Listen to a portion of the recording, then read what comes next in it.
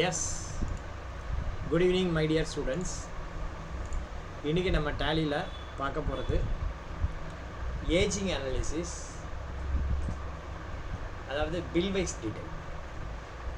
இந்த bill wise டீட்டெயில்னால் என்ன, எதுக்காக இந்த பில் வைஸ் டீட்டெயிலை மெயின்டைன் பண்ணணும் டேலியில்? இன்றைக்கி நம்முடைய அஜெண்டா என்னென்னா, ஒரு கம்பெனி க்ரியேட் பண்ணி ஓப்பனிங் பேலன்ஸ் க்ரியேட் பண்ணணும், அலாங் வித்து ஜிஎஸ்டி நம்பர் எல்லாமே போட்டு. அந்த மாதிரி க்ரியேட் பண்ணும்போது அந்த ஓப்பனிங் பேலன்ஸுக்கு பில் வைஸ் டீட்டெயில் எப்படி என்ட்ரு பண்ணுறது அப்படிங்கிறத பற்றி நம்ம இன்றைக்கி பார்க்குறோம். இதுதான் இன்றைக்கி நம்முடைய அஜெண்டா. இந்த பில் வைஸ் டீட்டெயில்னால் என்ன, எதுக்காக இந்த பில் வைஸ் டீட்டெயில் மெயின்டைன் பண்ணணும்? ஒரு சின்ன எக்ஸாம்பிள் சொல்கிறேன். ஜென்ரலாக ஒரு ஓனருக்கு ஏன் பில் வைஸ் டீட்டெயில் வேணும் அப்படின்னு. இப்போ பெரிய பெரிய கன்ஸ்ட்ரக்ஷன் கம்பெனிஸ் இருக்குது. ஃபார் எக்ஸாம்பிள், இப்போ வந்து எல்என்டி இருக்குன்னு வச்சுக்கோங்க, Larson and Toubro construction company. அந்த கன்ஸ்ட்ரக்ஷன் கம்பெனி ஒரு பெரிய அப்பார்ட்மெண்ட்டை கட்டுறதுக்கு கான்ட்ராக்ட் எடுத்திருக்காங்க. நீங்கள் பெரம்பூர் சைடு போனீங்கன்னா தெரியும், எஸ்பிஆர் சிட்டி அப்படின்னு ஒன்று இருக்குது. அந்த எஸ்பிஆர் சிட்டியில் கன்ஸ்ட்ரக்ஷன் வந்து பார்த்தீங்கன்னா எத்தனை மாடி கட்டுறாங்க யாருக்காவது தெரியுமா? மொத்தம் 46 மாடி. அந்த பில்டிங் வந்து பார்த்தீங்கன்னா மொத்தம் எத்தனை மாடி? 46 மாடி கட்டணும். 46 மாடினா எவ்வளோ ஹைட்டு அப்படின்னு பார்த்தீங்கன்னா, கிட்டத்தட்ட ஒரு மாடி வந்து 3 மீட்டர் ஹைட்டு, கிட்டத்தட்ட 150லேருந்து 160 மீட்டர் உயரம். பிரம்மாண்டம், உண்மையிலே பிரம்மாண்டம். சிம்னி தான் கட்டுவாங்க, 80 மீட்டர் 90 மீட்டரோட முடிய போச்சு. இது அதையும் தாண்டி அந்த மாதிரி கட்டும்போது கீழே வந்து பார்த்திங்கன்னா foundation to be very strong. அந்த ஃபவுண்டேஷனுக்கு கீழே காலம் போடுவாங்க. அந்த காலத்துக்கு கம்பி கட்டி ஜல்லி வந்து போட்டு, ஜல்லி மண் சிமெண்ட்டு 3 கலந்த மிக்ஸு எடுத்துன்னு வந்து ஒரு 20 அடி ஆழத்துக்கு ஒரு 10 குழி 20 குழி தோண்டி அதுக்குள்ளே ஜல்லியை போட்டு காலம் எழுப்புவாங்க. அதுக்கு பேர்ல வந்து பார்த்தீங்கன்னா பிசிசி அல்லது ஆர்சிசி ஃபிக்ஸிங் அப்படின்ட்டு. இப்போ அந்த ஆர்சிசி போடுறான்னு வச்சுக்கோ, மேனுவலாக 10 ஆளை கூப்பிட்டு கலந்து போடுறான்னா அவன் கலந்து எடுத்துகிட்டு வந்து போகிறதுக்குள்ளே அது காங்கிரீட் ஆகிடும், உள்ளே போய் விழாது.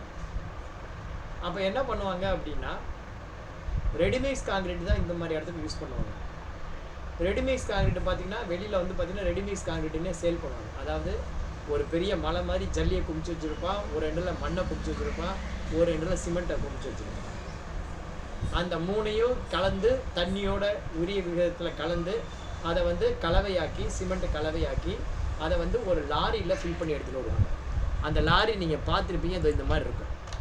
ரெடிமிக்ஸ் எப்படி இருக்கும் அப்படின்னா, இந்த மாதிரி ஒரு லாரியில் எடுத்துகிட்டு வருவாங்க. இந்த மாதிரி லாரி ஒன்று சுற்றிகிட்டே இருக்கும். பெரிய பெரிய ஏசிசி அந்த மாதிரி லாரி சிமெண்ட் அங்கே கலவை போட்டு இந்த மாதிரி வண்டியில் எடுத்துகிட்டு வருவாங்க. இந்த வண்டியிலேருந்து வந்து இந்த மாதிரி ரொப்புவாங்க. ஸோ அந்த மாதிரி ரொப்பும்போது ஒரு லாரியில் எடுத்துகிட்டு வந்து ரொப்பினா போதுமா அப்படின்னா பத்தாது. ஒரு குழிக்கே 10 லாரி போடுற மாதிரி இருக்கும். ஒரு 10 குழியில் ஃபில் பண்ணுறாங்கன்னு வச்சுக்கோங்க, கிட்டத்தட்ட 100 லாரி வரும். 100 லாரிக்கும் ஒவ்வொரு லாரிக்கும் தனித்தனியாக இன்வாய்ஸ் ஜென்ரேட் பண்ணுவாங்க. 100 லாரிக்கு என்ன பண்ணுவாங்க, தனித்தனியாக இன்வாய்ஸ் நம்பர் 101 ஒரு லாரி ஏற்றி அனுப்பு, இன்வாய்ஸ் நம்பர் 102 ஒரு லாரி ஃபில் ஆயிடுச்சு ஏற்றி அனுப்பு. அந்த மாதிரி வரிசையாக ஏற்றி அனுப்புவாங்க. ஒரு சைட்டில் அந்த மாதிரி பார்த்தீங்கன்னா ஒரு 100 லாரி வரும் ஒரே நாளைக்கு, 200 லாரி வரும். Same quantity of material, same quantity, same rate. Only bill number தான் different. Bill number 101 10 ton 42,000, bill number 102 10 ton 42,000, இப்படி இருக்கும். All transactions are credit transaction only. எல்லாமே பார்த்தீங்கன்னா கிரெடிட் டிரான்சாக்ஷன். பட் நீ பேமெண்ட் பண்ணும்போது இந்த 100 பில்லுக்கு உடனே பேமெண்ட் பண்ணுவேன்னா பண்ண மாட்டேன். பேமெண்ட் டைம்ஸ் வந்து 1 மந்த் அப்படின்னு வச்சுக்கோ. 1 மந்த் கழிச்சு நீ பேமெண்ட் பண்ணும்போது கூட மொதல் 10 பில் இன்னைக்கு, அடுத்த 10 பில் அடுத்த நாள், அடுத்த 10 பில் அடுத்த நாள், அப்படி தான் நம்ம பேமெண்ட் பண்ணுவோம். ஸோ அந்த மாதிரி பேமெண்ட் பண்ணும்போது எந்த பில்லுக்கு நம்ம பேமெண்ட் பண்ணியிருக்கோம், எந்த பில் இன்னும் பேமெண்ட் பண்ணாமல் இருக்கோம் அப்படிங்கிற ரெஃபரன்ஸ் நமக்கு தேவைப்படும். அதுக்காக தான் இந்த பில் வைஸ் டீட்டெயில் நம்ம மெயின்டைன் பண்ணுறோம். இது நம்முடைய பர்சனல் ரெஃபரன்ஸ். நம்ம வந்து பேமெண்ட் பண்ணும்போது எந்த பில்லுக்கு நம்ம பேமெண்ட் பண்ணியிருக்கோம், எந்த பில்லுக்கு நம்ம பேமெண்ட் பண்ணலை அப்படிங்கிறது நமக்கு கிளியராக தெரியணும். அதுக்காக பண்ணணும். இது ஃபர்ஸ்ட். ரெண்டாவது இன்கம் டேக்ஸ் ஆக்ட் எடுத்துங்க. Income tax act under section 44AB அதன்படி ரிட்டர்ன் ஃபைல் பண்ணுற பர்சன்ஸ்.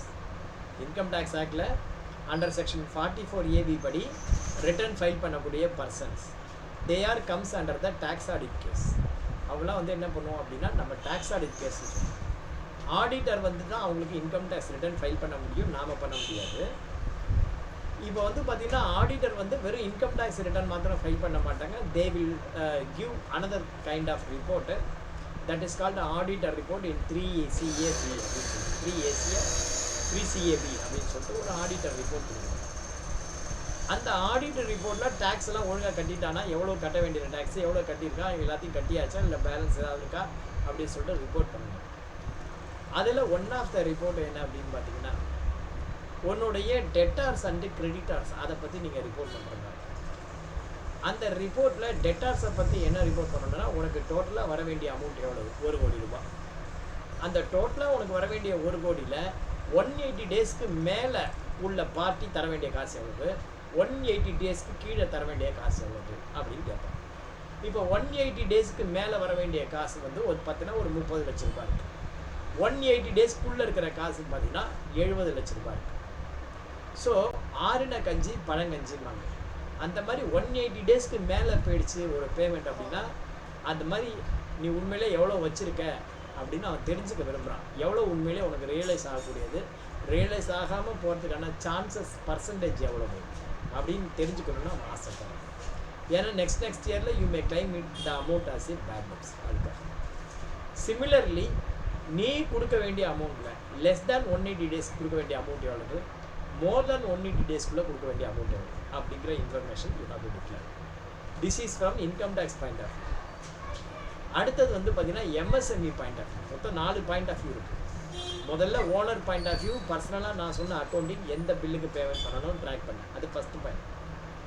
ரெண்டாவது இன்கம் டேக்ஸ் பாயிண்ட் ஆஃப் வியூவில் பார்த்தீங்க அப்படின்னா 3CABயில் உனக்கு மோர் தேன் 180 days less than 180 days detail to be provided. அதுக்காக பில் வைஸ் பில் தேவைப்படும். மூணாவது வந்து பார்த்தீங்கன்னா as per the MSME act. MSME அப்படிங்கிறது யாருன்னா இந்த சிறு மற்றும் குறு தொழில்களில் MSME ஆக்டை படி ரிஜிஸ்டர் பண்ணியிருக்காங்க. Turn over less than 10 crore இந்த மாதிரி. இப்போ அந்த மாதிரி யாராவது ஒருத்தர் ஒரு MSME சப்ளையராக இருந்து அவன் உனக்கு பொருளை சப்ளை பண்ணினா அவனுக்கு வித்தின் 45 டேஸ்க்குள்ளே you have to make payment. If payment was not made that amount should be reported in the balance sheet. சரி, அந்த ஆடிட்டர் ரிப்போர்ட் அதில் வந்து அவன் மென்ஷன் பண்ணுவான் MSMEக்கு எவ்வளோ பேலன்ஸ் இருக்கு. அதோட மாத்திரம் இல்லாமல் சப்போஸ் அவன் கம்ப்ளைண்ட் ஏதாவது கொடுத்தான் MSMEயில் உன் மேலே அப்படின்னா you have to make payment along with interest. கொடுக்க வேண்டிய அமௌண்ட் என்னவோ அந்த அமௌண்ட் கூட நீ என்ன பண்ணணும், இன்ட்ரெஸ்ட்டும் சேர்த்து கொடுக்குற மாதிரி. ஸோ இந்த பர்பஸ்க்காக நீங்கள் MSME அதுக்காகவும் நீங்கள் பில் வைஸ் டீடெயில் மேடம். அடுத்தது வந்து பார்த்தீங்கன்னா ஜிஎஸ்டி. இப்போ வந்து பார்த்தீங்கன்னா ஜிஎஸ்டியில் வந்து பார்த்தீங்கன்னா அவங்களுக்காகவும் நம்ம பில் வைஸ் டீடெயில் மெயின்டைன் பண்ணணும்.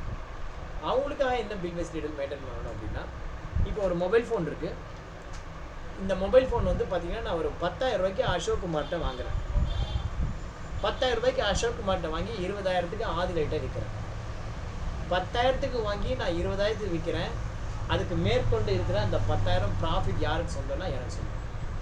நான் 10,000க்கு வாங்கி 20,000க்கு விற்கிறேன். அப்போ அந்த 10,000 ப்ராஃபிட் யாருக்கு சொந்தம்னா எனக்கு சொந்தம். ஆனால் இந்த ப்ராடக்ட் மேலே ப்ராஃபிட் மேலே உள்ள டேக்ஸ் யாருக்கு சொந்தம் அப்படின்னா இன்கம் டேக்ஸ் டிபார்ட்மெண்ட். சரி, ஜிஎஸ்டி. ஃபார் எக்ஸாம்பிள் இப்போ நான் அசோக் குமார்ட்டேருந்து 10,000 கொடுத்து வாங்குகிறேன். அவர் ரிஜிஸ்டர்டு டீலர் அப்படின்னா அவர் என்ன பண்ணுவார், எனக்கு விற்கும்போது என்கிட்டேருந்து அவர் டேக்ஸ் கலெக்ட் பண்ணுவார். அவர் எப்படி பில் பண்ணுவார்னா sales 10,000 plus CGST and SGST அப்படின்னு சொல்லி ஒரு 1,800 என்கிட்ட வாங்குவார், 18%. இப்போ அந்த மாதிரி 11,800 அவர் எனக்கு பில் பண்ணி அனுப்பிச்சுவார். நான் என்ன பண்ணுவேன், ஆதிரைக்கு 20,000க்கு பில் பண்ணுவேன், ப்ளஸ் ஜிஎஸ்டி 18% போட்டு 23,600 கலெக்ட் பண்ணுவேன். ஸோ 10,000க்கு வாங்கி 20,000க்கு விற்கிற அந்த 10,000 ப்ராஃபிட் என்னது, அந்த ப்ராஃபிட் மேலே உள்ள டேக்ஸு ஆதி ரேட் வந்து 3,600 கலெக்ட் பண்ணுறேன், அவர்கிட்ட 1,800 பேமெண்ட் பண்ண போகிறேன். ஸோ அந்த 3,600ல் 1,800 கழிச்சுட்டு பேலன்ஸு 1800 கவர்மெண்ட் கட்டணும். ஸோ ஃபைனலாக பார்த்தீங்கன்னா இந்த ப்ராடக்ட்டுக்கு 20,000. இந்த 20,000 வந்து பார்த்தீங்கன்னா கவர்மெண்ட்டுக்கு போய் சேர வேண்டியது 3,600. அந்த 3,600ல் 1,800 அசோக் குமார் வழியாக பேமெண்ட் பண்ணிடுறேன். பேலன்ஸ் 1,800 நான் பேமெண்ட் பண்ணிடுறேன். இந்த டிரான்சாக்ஷன் எல்லாமே ஜென்யூனாக இருக்கிற பட்சத்தில் இது ஓகே. இப்போ வந்து பார்த்தீங்கன்னா இப்போ 2 சினாரியோ. முதல் சினாரியோ, அந்த மாதிரி நான் பொருள் வாங்கியிருக்கேன், விற்றுட்டேன், நான் வந்து ஆதரிட்ட காசை வாங்கிட்டேன், இவனுக்கும் செட்டில் பண்ணிட்டேன். அவர் வந்து GSR 1 ஃபைல் பண்ணிட்டாரு. ஃபைல் பண்ணாதான் எனக்கு 2Bயில் வரும். 2Bயில் வந்த இன்புட்டை தான் நான் அவைல் பண்ண முடியும். 2Bயில் இன்புட் வரலை அப்படின்னா 2Bயில் வராத இன்புட்டை நான் அவைல் பண்ணினேன் அப்படின்னு வச்சுக்கோ, அதுக்கு வந்து ஐ ஹேவ் டு ஆன்சர். 2Bயில் வராத அமௌண்ட்டை அவைல் பண்ணால் அதுக்கு நான் ஆன்சர் பண்ணுற மாதிரி. ஸோ 2Bயில் வந்தாச்சு, நான் அமௌண்ட்டை குறைச்சி கட்டிட்டேன், மேட்ரு முடிஞ்சு, ப்ராப்ளம் சால்வ். இது வந்து ஃபஸ்ட்டு. ரெண்டாவது சினாரியோ, இப்போ வந்து அவர் GSR 1 ஃபைல் பண்ணலை, எனக்கு விற்றுட்டாரு, 11,800க்கு இன்வாய்ஸ் போட்டு வந்தாச்சு, அவர் வந்து ஃபைல் பண்ணாமல் விட்டுட்டார். அப்படின்னா எனக்கு 2Bயில் வராது. அப்போ நான் என்ன பண்ணணும்னா ஆதிரேட்டை வாங்கின 3,600 என்டையர் அமௌண்ட்டையும் நான் வந்து என்ன பண்ணணும், அங்கே கட்டியாகணும். இது ரெண்டாவது சினாரியோ. மூணாவது சினாரியோ, அசோக் குமார் நியாயஸ்தன், GSR 1 ஃபைல் பண்ணிட்டான், எனக்கு வந்துச்சு, நான் அவருக்கு பேமெண்ட் பண்ணாமல் இருக்கேன். இது மூணாவது சினாரியோ.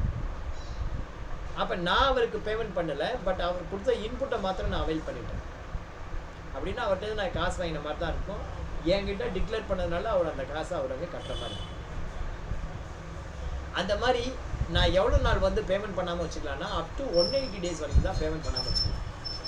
மோர் தென் 180 days ஆகிடுச்சு அப்படின்னா அந்த மாதிரி அவர்கிட்ட நான் அவைல் பண்ண இன்புட் டேக்ஸ், அந்த இன்புட் டேக்ஸை நான் வந்து ரிவர்ஸ் பண்ணணும். அந்த 1,800 இருக்கு இல்லையா, அந்த அமௌண்ட்டை வந்து நான் வந்து ஏற்கனவே அவைல் பண்ணிட்டேன்.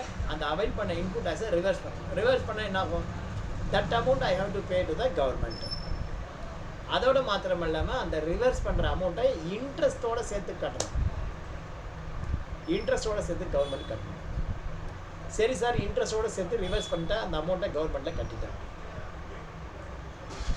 அடுத்து என்ன அப்படின்னா, சப்போஸ் 2 மாதம் கழிச்சு நான் அசோக் குமாருக்கு பேமெண்ட் பண்ணிட்டேன். இப்போ நான் கட்டின அமௌண்ட் என்ன சார் ஆகும் அப்படின்னா, GST ப்ளஸ் இன்ட்ரெஸ்ட் 2 அமௌண்ட் கட்டிட்டேன். அந்த இன்ட்ரெஸ்ட்டு போனது தான், இன்ட்ரெஸ்ட்டு போனது தான்.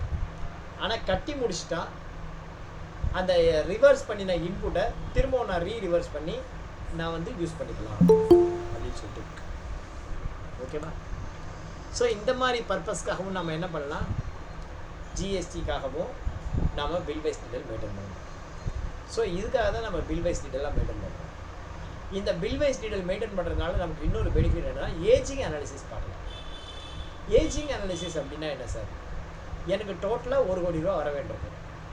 அந்த 1 கோடி ரூபாயில் வித்தின் 30 daysக்குள்ளே வர வேண்டிய பேமெண்ட் எவ்வளவு, மோர் தேன் 30 daysக்குள்ளே வர வேண்டிய பேமெண்ட் எவ்வளவு, மோர் தென் 180 daysக்குள்ளே வர வேண்டிய பேமெண்ட் எவ்வளவு, அந்த மாதிரி என்னால் செக்ரிகேட் பண்ணி பார்க்க முடியும், கிளாஸிஃபை பண்ணி பார்க்க முடியும். அந்த மாதிரி கிளாஸிஃபை பண்ணி பார்க்கும்போது எந்த பேமெண்ட்லாம் எனக்கு ரியலைஸ் ஆக வாய்ப்பு இருக்குது, எந்த பேமெண்ட்லாம் எனக்கு ரியலைஸ் ஆக வாய்ப்பு இல்லை அப்படிங்கிறத என்னால் கண்டுபிடிக்க முடியும். நான் இது யார்கிட்ட வந்து இம்பார்ட்டன்ஸ் கொடுத்து பேசணும் அப்படிங்கிற இன்ஃபர்மேஷன்லாம் எனக்கு தெரியும். ஸோ இந்த மாதிரி இவ்வளோ முக்கியத்துவம் வாய்ந்த இந்த bill wise detail and ageing analysis, இந்த சம்மை நம்ம டேலியில் எப்படி இன்கார்பரேட் பண்ணுறது அப்படிங்கிறத பற்றி தான் இன்றைக்கான discussion. Now we may go and see how to create the opening balance along with the bill wise detail in Tally Prime, and how to generate the sales invoice, how to pass the receipt invoice, how to make the payment invoice அப்படிங்கிறத பற்றியெல்லாம் நம்ம பார்க்க போகிறோம். bill wise detail introduction over. Thank you. Bye.